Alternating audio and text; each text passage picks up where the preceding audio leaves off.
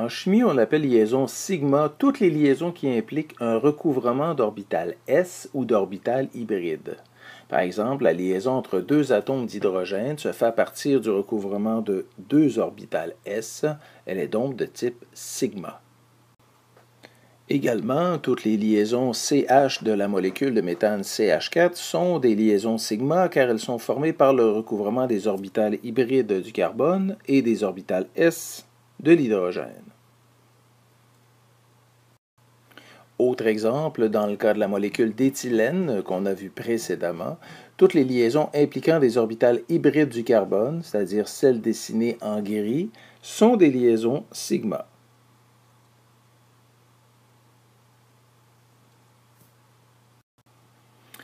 On appelle liaison pi toutes les liaisons qui impliquent un recouvrement latéral d'orbital p non hybridé.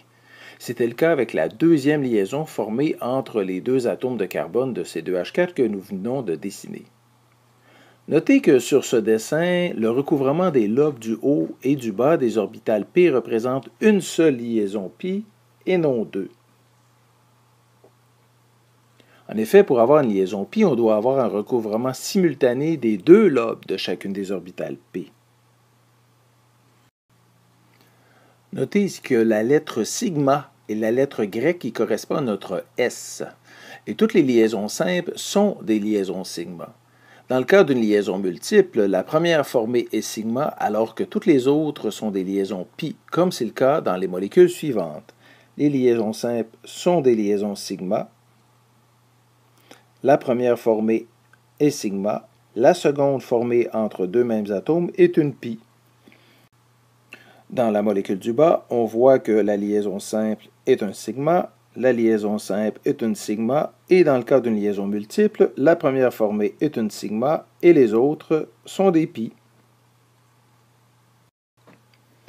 Et finalement, on peut conclure cet aperçu des hybridations et des liaisons sigma et pi par ce petit tableau récapitulatif. Si on regarde les hybridations en fonction des liaisons sigma et pi, on doit reconnaître que les liaisons sigma se font à partir d'orbitales hybridées seulement. Également, les doublets libres se situent uniquement dans les orbitales hybridées. Par contre, les liaisons pi se font à partir d'orbitales p qui sont non hybridées. Si on regarde les trois possibilités de liaison qu'on a vues, sp3, sp2 et sp, on note que pour sp3, on a 4 orbitales hybrides qui peuvent servir à former 4 liaisons simples, 3 liaisons simples et un doublet libre, 2 liaisons simples et 2 doublets libres, ou une liaison simple et 3 doublets libres.